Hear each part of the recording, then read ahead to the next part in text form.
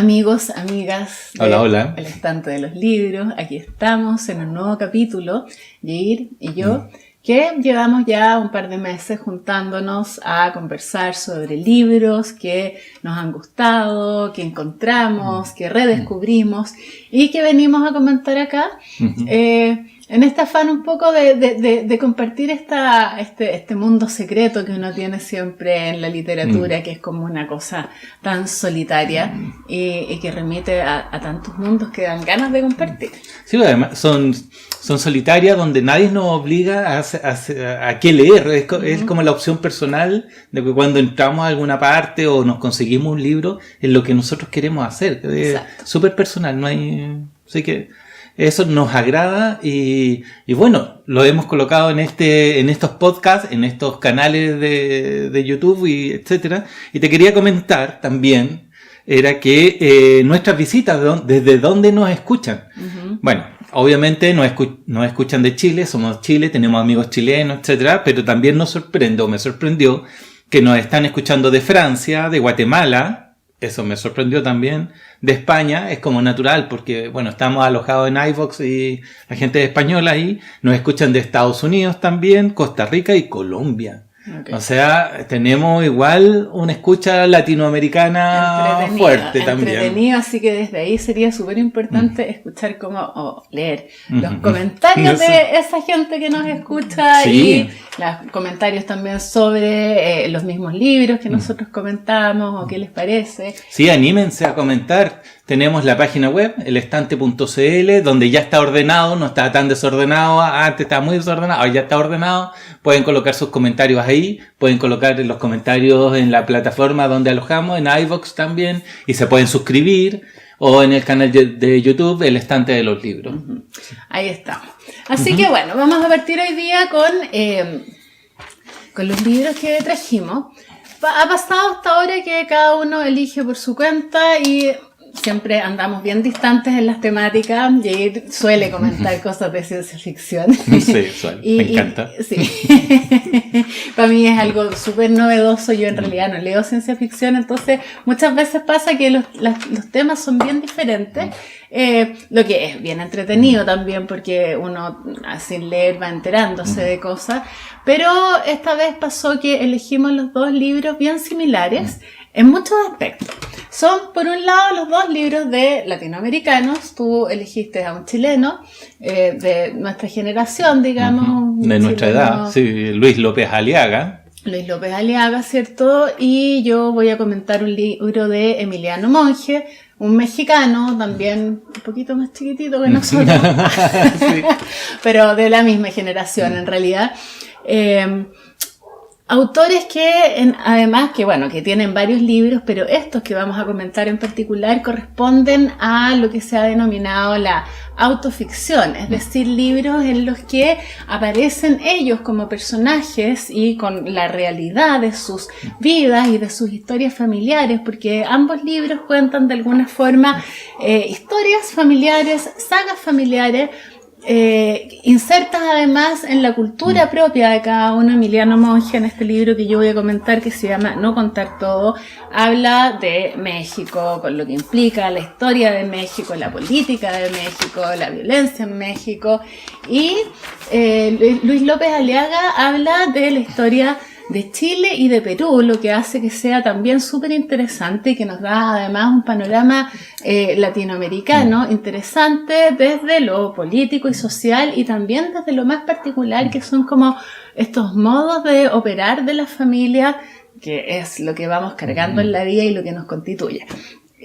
Cómo armamos nuestra identidad personal y también social. Entonces creo que va a ser súper interesante mirar estas dos visiones de dos latinoamericanos de países diferentes en realidad, de una misma generación, entonces con un mismo acervo cultural, podríamos pensar, entretenido. Así que vamos a partir ya a ir contigo, con Luis López Aliaga. Bueno, y lo que tienen, como tú lo decías, estos dos autores se sientan a mirar a sus padres, a sus abuelos, a sus ascendientes, digamos, ¿ya?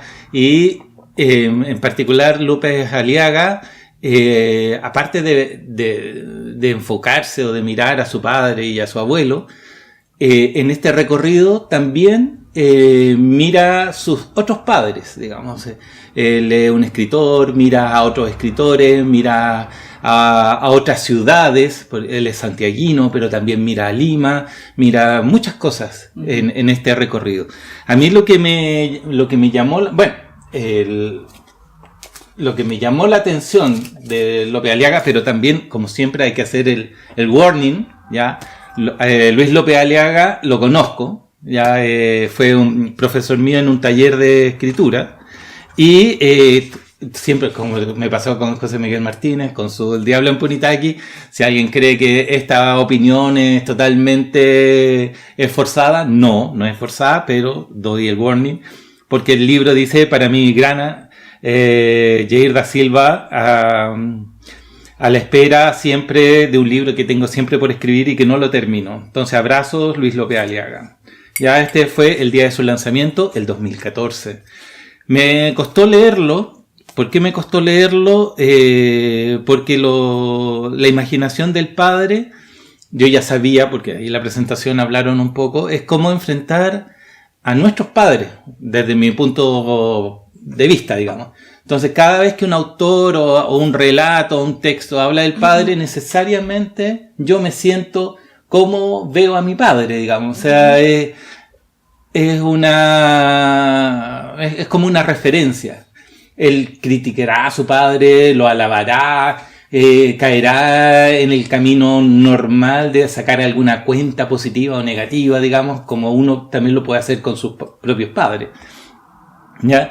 En mi caso también es un poco más complicado porque mi referente no es tanto mi padre, sino mi madre.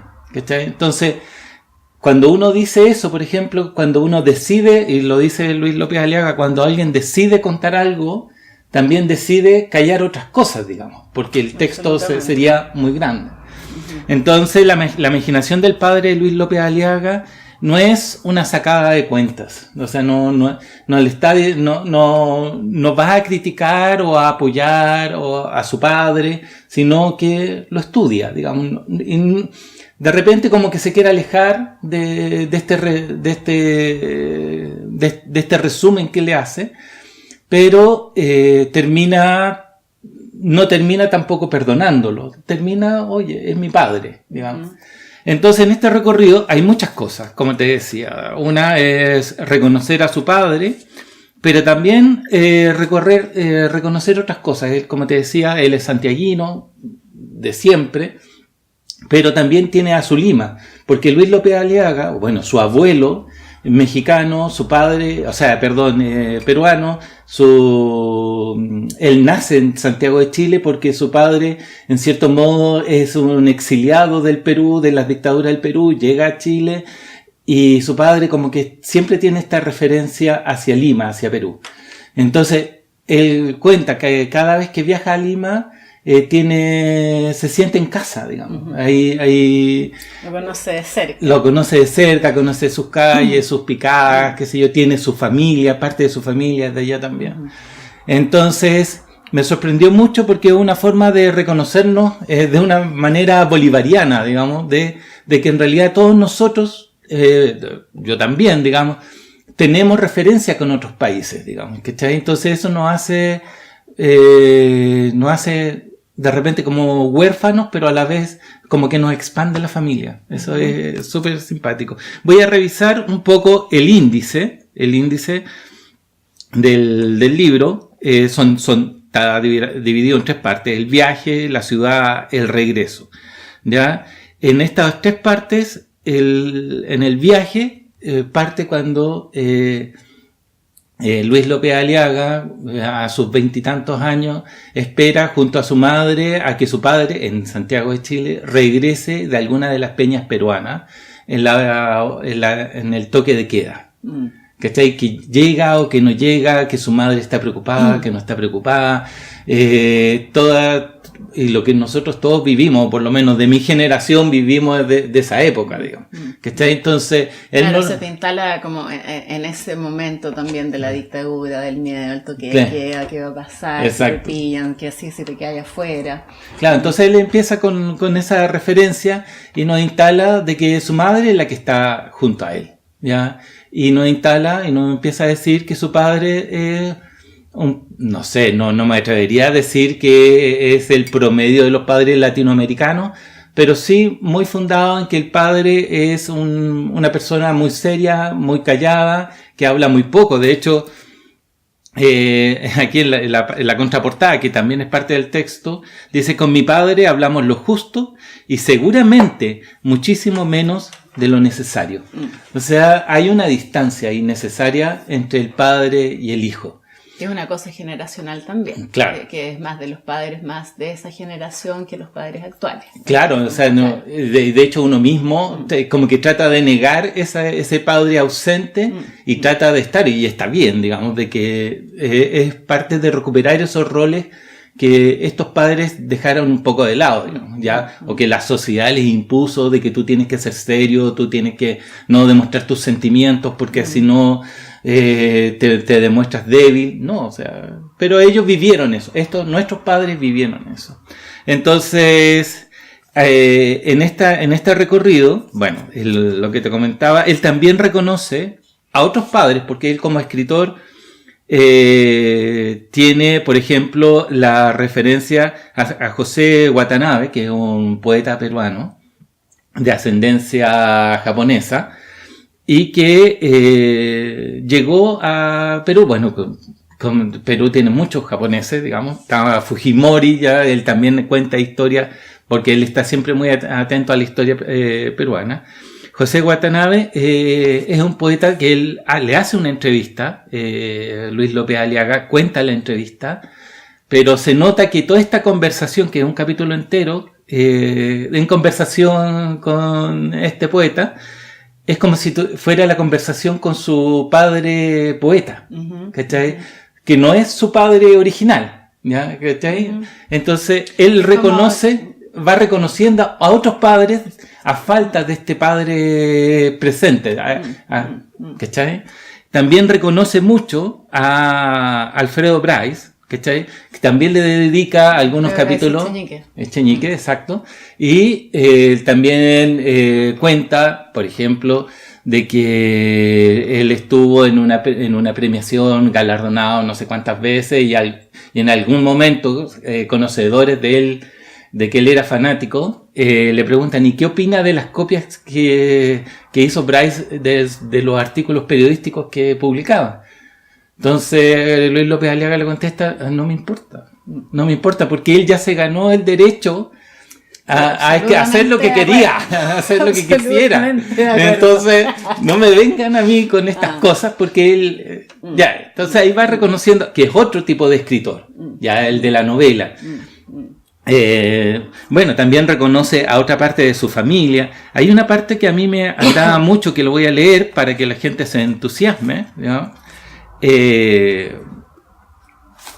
es la parte de yo canté con Lucía de la Cruz, que Lucía de la Cruz, y me entero ahora que lo estoy leyendo, digamos, es una cantante así popular, que canta los vals peruanos. Cuando ustedes lean la imaginación del padre, sería bueno colocar una lista de Spotify con vals peruanos, porque es muy ad hoc, ¿ya? Esto está en la página 103, yo lo había marcado aquí, pero me voy a ir aquí a este sticker que le tengo.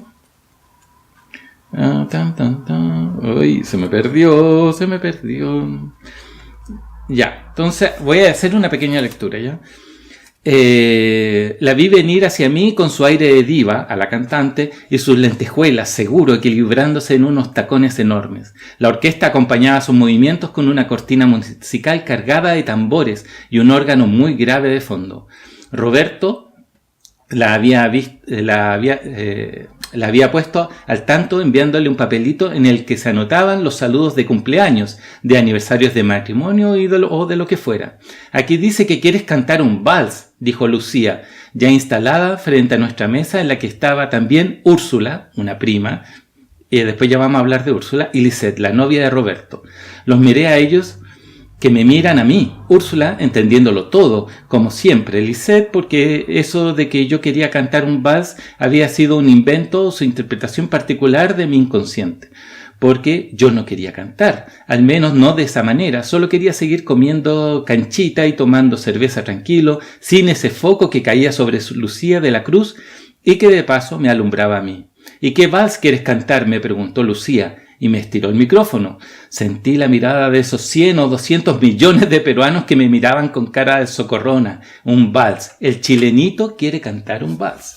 Entonces recordé aquella primera vez que visité una peña, me acordé de la cara de desilusión de mi tío Carlos y de su novia, de la decepción de esa chica que nunca fue mi enamorada, y pensé que nunca le dije a Mónica que yo no encontraba guachafa, esa música que a mí me gustaba, que era la música que escuchaba en mi casa, y que si no bailé esa vez fue simplemente porque no sabía bailar, porque entonces, desde donde yo venía, nadie sabía cómo se bailaba.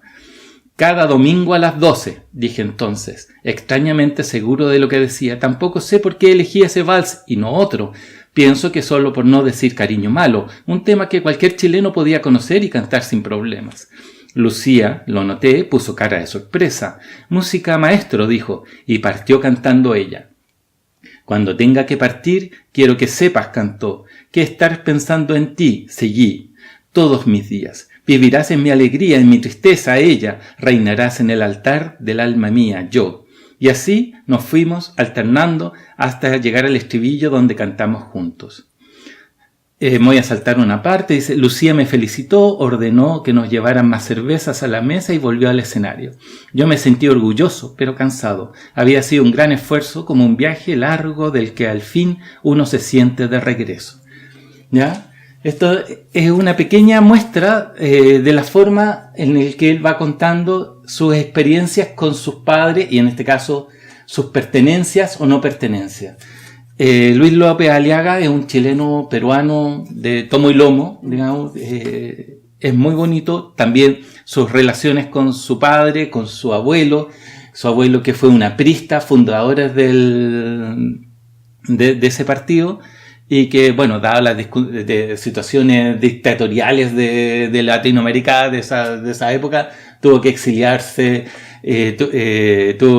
llegó acá a Chile, pero acá en Chile le tocó otra dictadura y lo que nos ocurre siempre en Latinoamérica.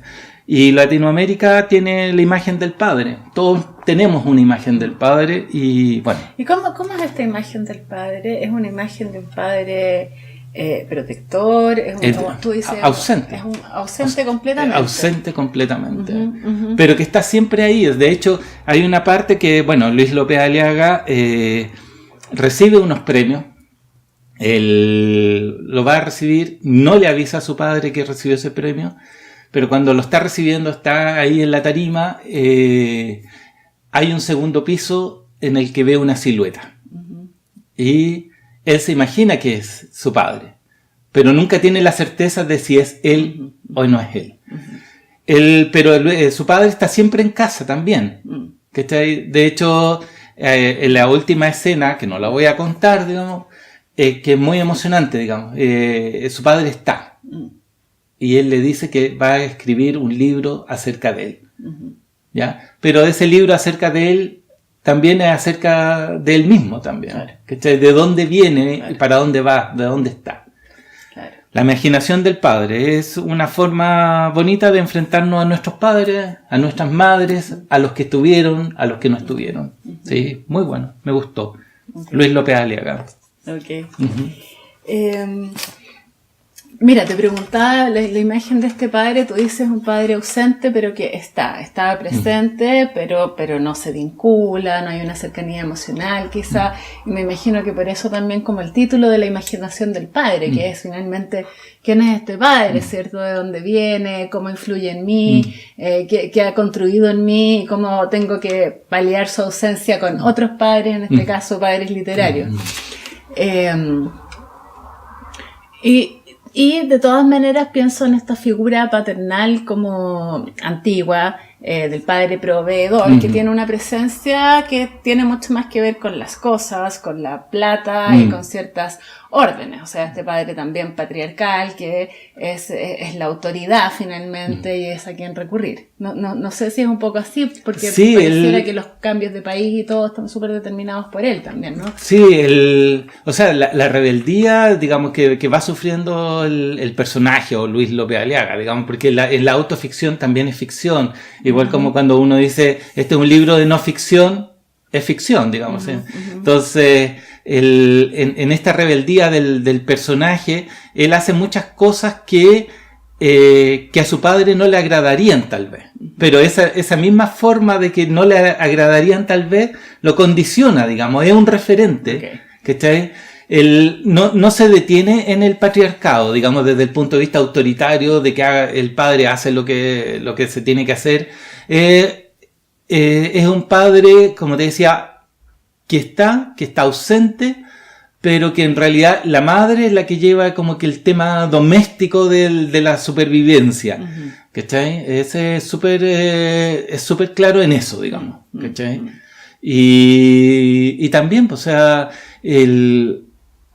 lo que te decía al principio del comentario, eso de que los padres, o que este padre en particular no habla mucho o deja de hablar muchas cosas, no quiere decir que no tenga sus misterios, digamos, de las cosas que le gustan, de que no les gusta. Por ejemplo, hay una parte, un capítulo donde habla de que se habían cambiado de casa, que no tenían libros a la vista, no tenían un estante, y que de un día para otro, en la mitad del pasillo, cubriendo una pared, aparece un estante lleno de libros.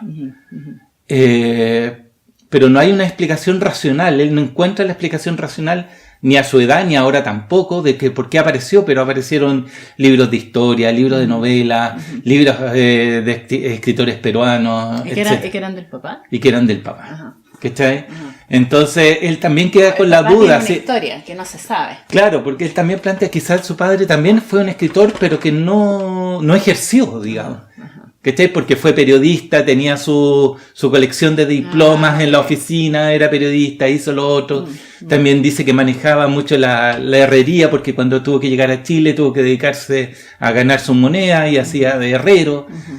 Entonces, era que lo que también, el padre iba mucho a los clubes peruanos, tenía una vida ya, era reconocido, pero en casa no.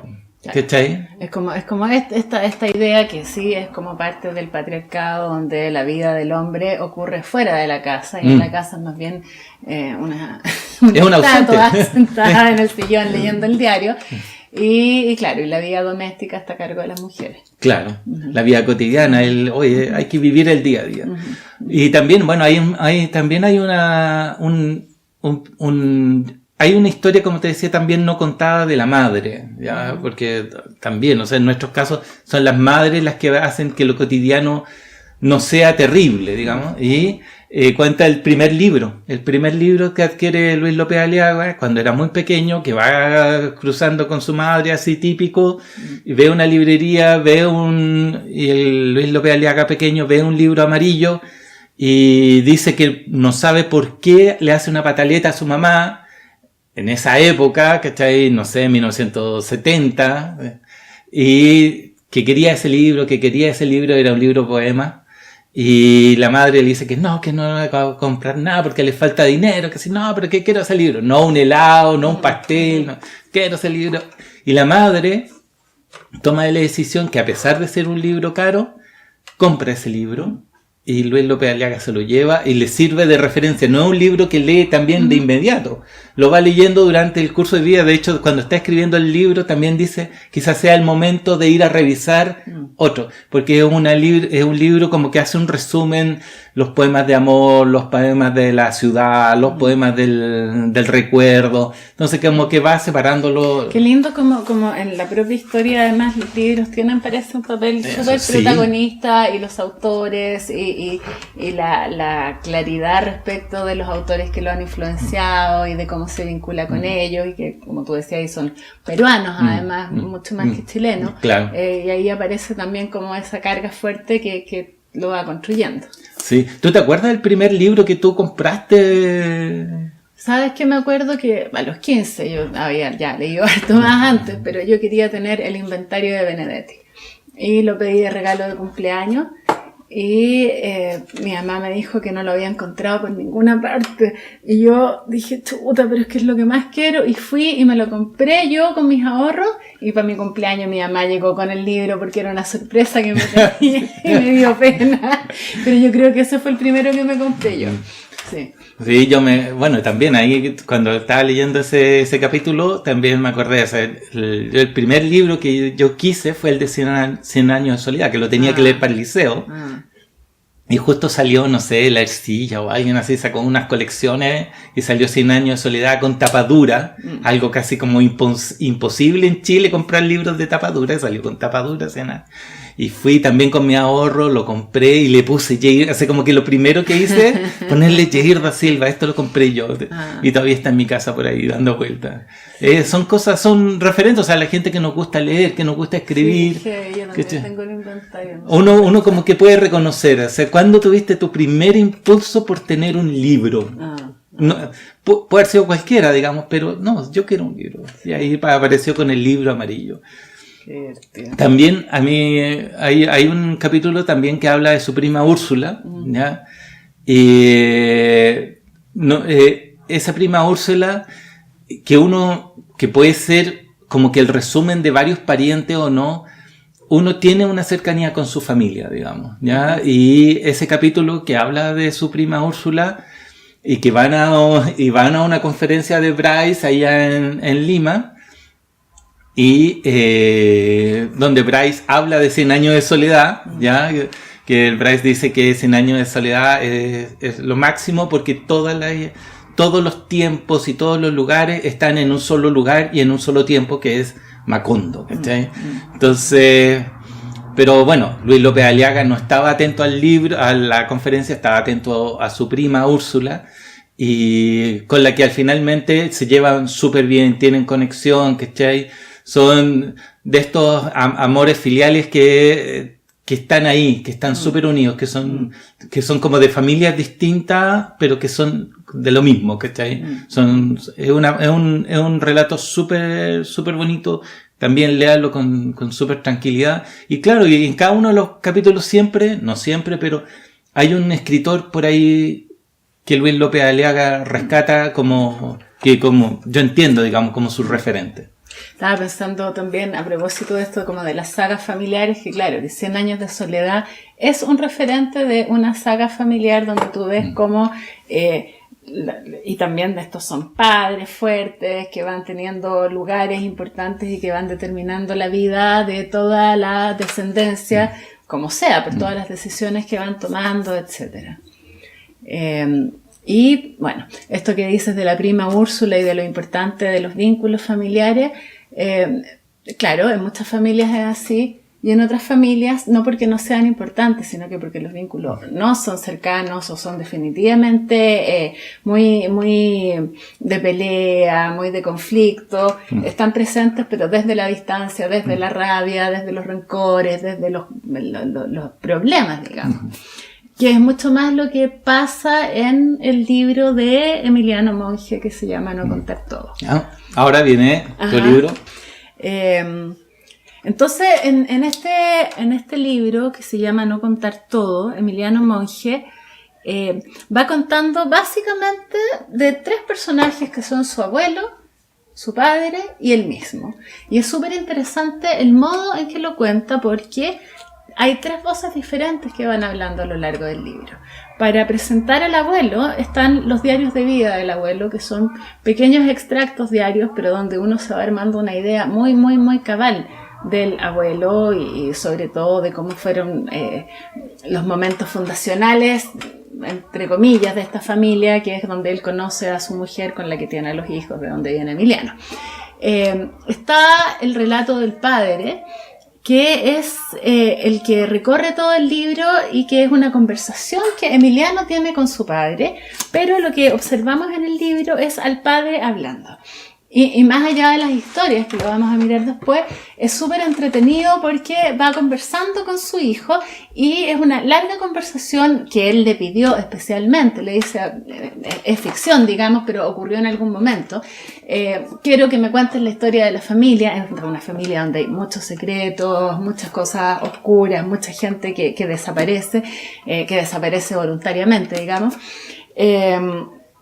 Y entonces el padre le va contando en un rango de tiempo súper acotado, porque además Emiliano va a verlo para que le cuente eso un par de días y el tiempo se va acabando. Y a lo largo de toda la conversación se van moviendo por la casa, van cocinando, se pelean entre medio, sírveme un café, oye mira acá hace mucha color, entrémonos adentro. Uno los va siguiendo por la casa, por los momentos del día, por cuando toman café, cuando comen, cuando se emborrachan, cuando se van a dormir, cuando va a llegar alguien, cuando se acaba el tiempo, cuando sabes que me tienes aburrido con tus cosas, ya no te voy a contar nada más porque realmente ya basta. Entonces, en ese relato, que es solamente la voz del padre, pero donde Emiliano aparece, él se muestra, digamos, con muchas características de él, que el padre le va mostrando y que él va asumiendo, y es una forma súper despiadada además de referirse a él mismo. O sea, se aparece ahí como un tipo manipulador, mentiroso, egocéntrico, una forma entre despiadada y un poco cínica también de referirse a sí mismo. Y por último, el relato que tiene que ver con él mismo está hecho en tercera persona, o sea, con una distancia para hablar de sus propias vivencias. Eso ya pone un tono bien interesante en el libro, porque realmente es tan personal que lo vas siguiendo, y además está ahí el cómo hablan, que en esta narrativa del padre aparece mucho. Mira, te voy a leer así como empieza un capítulo cualquiera del padre. Por ejemplo, dice: sí, pero no mames, estás viendo llover y no te cubres. Te estaba diciendo, ya ni me acuerdo qué te estaba diciendo. Sí, ahí se apareció tu abuelo en el ministerio, o lo aparecieron, porque también estaba detenido. Por eso dije también, tu abuela, lo entendimos después, estaba detenida. La aseguradora la había denunciado por fraude, por intentar cobrar el seguro de vida de un hombre vivo. Él estaba ahí por pendejo, o por cabrón, como tú quieras, etc. Entonces, es un lenguaje muy coloquial el que usa el padre, donde además va incorporando, se nota que el hijo le va haciendo preguntas, pelean sobre las preguntas, no, ya te conté esto, después te lo digo, etc. Eso es súper interesante. Ahora, ¿qué es lo que aparece en esta saga familiar? Aparece una familia donde existe mucha violencia, mucha crueldad, te podría decir, donde todos cargan con las historias familiares de una forma bastante atormentada, y donde parece nadie estar a gusto en el lugar que le tocó. Y entonces, ¿qué marca esta familia? El abuelo, que decide desaparecer y hace algo como para mostrar que está muerto, incendia un auto, aparece un cuerpo adentro, todos creen que está muerto, y desaparece de la vida de la familia porque no encontró otra salida, porque no quería estar ahí y no sabía cómo irse, y se hizo el muerto y desapareció. Bueno, y el tiempo ya descubren que está vivo y empieza un vínculo diferente y distante. El hijo, este es el Carlos Monge Mackay, el hijo de que se llama Carlos Monge Sánchez, también en algún momento de la vida decide irse y se va a la guerrilla, y entonces es como parte de todos a partir de los movimientos estudiantiles, etcétera, pero se empieza a meter en la guerrilla, está en la cárcel, y también tiene una relación de mucha distancia y de no hacerse cargo para nada de los hijos. Y Emiliano Monge, que aparentemente no tiene hijos, pero carga con toda esta vida, también es una especie de outsider de la familia, pero finalmente es quien decide hacerse cargo de esta historia y contarla, así como él muestra de sí mismo que cuenta muchas historias y inventa muchas historias, y a todo le da 80, no sé, tiene una cicatriz y a todo el mundo le cuenta una historia distinta de cómo se hace la cicatriz, y sus vínculos familiares y de pareja son en base a muchas mentiras, pero pareciera que en este libro él pretende contar una verdad absolutamente pasada por sí mismo, digamos, que da cuenta de esta familia que los ha construido a todos en esta huidas, miedos, abandonos, violencia, crueldad, desapego, y por otro lado con todo un tío narco, de estos narcos mexicanos que llegan a ser gobernadores y diputados, narcoestado, con mucho poder y por lo tanto interfiriendo mucho en la vida familiar y también delimitando para dónde van, cuáles son los negocios que hacen, qué estudian, etcétera, y de lo que, claro, muchos han querido arrancarse. Una especie de desprecio por muchos miembros de la familia. Bien diferente, por ejemplo, a esta familia que cuenta López Aliaga, ¿cierto? Porque acá los padres, estamos además una cultura muy patriarcal, muy machista, como la que existe en toda Latinoamérica, digamos, pero acá los hombres son bastante incapaces de hacerse cargos de sí mismos. De sí mismos hasta un punto, pero de sus obligaciones familiares, digamos, y por lo tanto terminan huyendo como una forma de reinventarse porque no son capaces de enfrentarse a toda esta carga que llevan. Y quizás uno podría pensar que lo que hace Emiliano Monge en este libro es como expurgar un poco estos demonios, esta familia y poder a partir de ahí construirse de nuevo. Entonces, el primer capítulo se llama La historia no son los sucesos, y me parece súper bonito porque las historias en realidad no son los sucesos, sino que son las interpretaciones que hacemos de los sucesos, los significados que los damos y qué vamos haciendo con eso después. Entonces, mucho más adelante en el libro, él dice: ya lo dije, en retrospectiva, los acontecimientos se vuelven transparentes, tanto que se acercan a la historia. Porque claro, en el momento en que van tomando cuerpo y van tomando significado los sucesos, los puedes ir instalando en una historia. En una historia que además acá aparece llena de misterios que se van resolviendo en lo que va contando el padre y en estos diarios del abuelo, pero que nunca termina de quedar claro qué hizo todo el tiempo que estuvo lejos, qué le pasó afectivamente al volver. Los padres cuando vuelven miran a los hijos y con suerte los saludan, digamos, porque es como que no hubieran vínculos afectivos y sin embargo estaba esta sensación de que la familia también tiene esa cosa como de pulpo que te atrapa y tienes que volver y tienes que estar y te tienes que relacionar y estás obligado a cargar la historia, quieras o no quieras. Y esto que decías también, de tantas cosas que se hacen como en contra de la familia y terminan, o sea, en contra de los mandatos o las expectativas familiares, y las haces como para salirte, pero con eso quedas todavía más dentro y más atrapado porque no has logrado armarte tu propio camino. Y de eso se trata un poco esto. Es un libro muy entretenido en términos de que te va agarrando, quieres saber qué es lo que va pasando. Los personajes, estos tres, son súper claros y las mujeres que aparecen, que son las esposas del abuelo y del padre, digamos, tienen un lugar muy importante en términos de que fueron las que mantuvieron la familia andando, lo que decías tú, pero no aparecen mucho como personalidades porque son absolutamente secundarias. Son las que van siendo arrastradas de alguna forma en este torbellino que es esta historia que arman los que pueden, que son los hombres que pueden y que lo que pueden hacer acá es arrancarse y se arrancan y dejan la escoba que estas mujeres tienen que recoger en la crianza, en lo económico, en ver con quién viven, con quién lidian y cómo siguen adelante. Es súper interesante el ejercicio de recuperar la historia y de mostrar también la propia historia, porque efectivamente los personajes son los que son, las vivencias en general son las que son.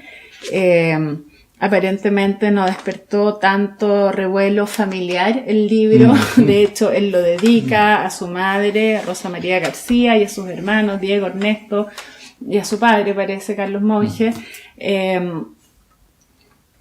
Es fuerte la mirada, tan, no sé cómo decirlo, porque es un poco despiadada, pero es cierta, y es como que la historia entonces de la familia lo cuenta tal como es, cierta, pero tremenda, y por eso quizás toda esta cosa como más como de mostrar así como lo terrible de las personalidades, la pone en él mismo. Entonces todo lo que aparece de sí mismo también es como alguien que también anda arrancando. Sus huidas son a través de las palabras, de las mentiras, de las historias, de picotear aparentemente por acá o por allá, a pesar de que él ha hecho una carrera de escritor. Emiliano Monge tiene 40 y pocos años y ha hecho una buena carrera de escritor, es cientista político, hace clases en la universidad, o sea, como estructurado mucho más que los anteriores. El padre era escultor, y bueno, y con todas estas historias, además de guerrilla, de cárcel, de huidas, etcétera. El abuelo, o sea, él como que rompió un poco también con esta saga familiar de muchas formas, pero está totalmente atado tanto que tiene que contarla. Cuando ya ha escrito muchas otras cosas y cuando en realidad podría desapegarse o ponerla desde un lugar diferente. Ahora, esto de hablar de las propias familias y de las propias experiencias, esto que es la autoficción, está bien de moda, y se da de muchos modos distintos. Pero también cuando tú me comentaste que ibas a hablar de este libro, yo busqué algunas entrevistas, qué sé yo, y alguna gente lo catalogaron como una muestra del machismo mexicano, digamos, latinoamericano, pero que era como una reivindicación, digamos, dado el contexto de que la mujer está tomando sus propios caminos, y como que agradecían, era como, oye, este libro como que revela que fueron las mujeres las que efectivamente terminaron de llevar la historia adelante. ¿Eso así se puede entender o no? O sea, como un subtexto, sí, lo que te decía, las mujeres logran que la familia siga junta, que los hijos puedan ir al colegio, que se crían, que coman, que tengan la vida cotidiana. Mujeres también muy duras, mujeres muy poco afectivas en este caso. Sí, pero es la historia de los hombres, y es un poco la historia de los hombres centrada en ellos mismos, que viven la vida en sus propias búsquedas, sin mucha atención a lo que hay en su entorno, privilegiando finalmente sus necesidades por sobre las de sus mujeres y sus hijos, que quedan ahí tirados, y no quedan tirados porque están las mujeres, y en ese sentido, claro, las mujeres son las que sacan todo adelante a costa de sí mismas, ¿no? Claro. A costa de sus decisiones, a costa de sus vidas, a costa de su sacrificio. Es una reivindicación en términos de demostrar lo que han sido capaces de hacer y también de todo lo que han perdido. Y no sé si ha cambiado tanto, o sea, reivindicación porque tienen un lugar, pero incluso en este libro el lugar de las mujeres es absolutamente secundario, porque los hombres armaron esta historia de este modo. Si hubieran sido estos, incluso hombres como los que muestra Luis López Aliaga, que son hombres ausentes, pero que están, probablemente la historia familiar sería distinto, aunque igual la vida de las mujeres ahí no es distinta porque son las que tienen que hacerse cargo. Ellos con suerte se hacen cargo de sus vidas, y cómo logran hacerse cargo, no enfrentando sino huyendo y construyendo desde la distancia que les permite estar libres. Sí, de rabia. Que uno quisiera también esa libertad. Por supuesto. Pero claro, yo creo que refleja, el hombre ausente, pero el hombre que huye también es algo que, o sea, tantos padres que no están, que desaparecen, que nunca aparecieron, que hay que buscarlos y rebuscarlos. Yo creo que de esto habla también. No sé, yo creo que son como caras de la misma moneda, fíjate. Las mujeres, pero son secundarias igual, es una reivindicación pobre. Claro, pero claro, es que es como el actor de reparto, pero que si no está, no tiene sentido la historia. Si está, no funciona, pero sobre ellas no se hace la historia. Acá no. Claro. Acá no. Son personajes fundamentales en términos de que sostienen y posibilitan que todo lo demás pase. Pero son secundarias. Claro. son secundarios. También había, también en esta, que él temía también, o sea, como toda empresa que busca la historia de la familia, digamos, tanto las oscuras como las blancas. Él temía que fuera reprochado en algún momento, pero en una de las entrevistas que leí, que su madre le dijo, no pienso leer tu hijo cabrón, una cosa así. Y después, antes de la entrevista, como 5 minutos antes, la madre le había llamado que sí había comprado el libro, que se lo había leído en 2 días y que estaba todo bien. O sea, que al final, claro, porque yo creo que con la educación que estamos teniendo, o sea, de alguna forma, digamos, que nos hacen entender, digamos, a nuestros pasados, o en cierta medida entenderlos, y cambiar, digamos, y ir construyendo, a pesar de que tengamos esa mochila de estos padres ausentes, que nosotros podamos revertir eso y hace vernos. Yo no sé si eso es lo que él quiere revertir, fíjate. Pero es como una expiación, digamos. Sí, pero no una expiación desde ese lugar, sino más bien desde su sensación de abandono, su falta y su propio aprendizaje de que el camino es la huida. Porque igual uno podría pensar que la literatura es una huida, que es un lugar absolutamente de huida, que es construirse desde otro lugar. Y que este libro en particular es una recopilación de todo eso que, no sé, que quizás también lo pone afuera, lo puede sacar y claro, le permite construirse desde esa misma historia. Y qué hacer con esa historia, cómo mirarse desde esa historia, cómo entenderse desde esa historia. No sé si como conscientemente decir yo voy a ser diferente. No. Sino más bien reconocer, me parece, yo soy igual. Eso es lo que sentiste. Esa sensación me quedo. Sí, como que la vida está en todos y también en él. Que esto que él cuenta de sí mismo, que es alguien que inventa, que cuenta historias así, donde inventa historias así, pero historias completas o convierte las cosas en algo distinto, son oídas. Estoy acá contándote algo que no es cierto. Eso también es una forma de no estar, de no enfrentarse, de no comprometerse, de no hacerse cargo de uno mismo, de sentir que no hay más salida que irse, ¿cachai? Sí. Entonces no me parece. No me parece eso, para nada. No, además yo voy a tener como tarea, o sea, yo ese libro lo voy a tener y lo voy a leer porque realmente me interesa, caleta. Súper interesante. Está súper bien construido y me parece que da una imagen súper fiel de verdad una sociedad que es así, y yo creo que en ese sentido la mexicana todavía más, muy, muy, muy violenta. Hay un tío que es narco, por ejemplo, se te dije que aparece. O sea, todas estas cosas es parte de lo que es. Uno puede conocer otras historias y uno puede tomar otras opciones, pero en todas las historias, y en realidad yo creo que en la mayoría de las familias existen estos padres ausentes, estas vidas paralelas o definitivamente fuera. Y por eso te digo, yo no sé si han cambiado tanto las cosas. No me parece. Me parece que más hay un discurso distinto, pero no sé hasta dónde es tan distinto hoy día. No, yo creo que sí es distinto, digamos, porque antes era la huida, digamos. No quiero ser estadístico ni nada del asunto, pero ahora no todas las parejas, cuando la pareja ya tiene, por ejemplo, las vías paralelas, las familias paralelas, qué sé yo.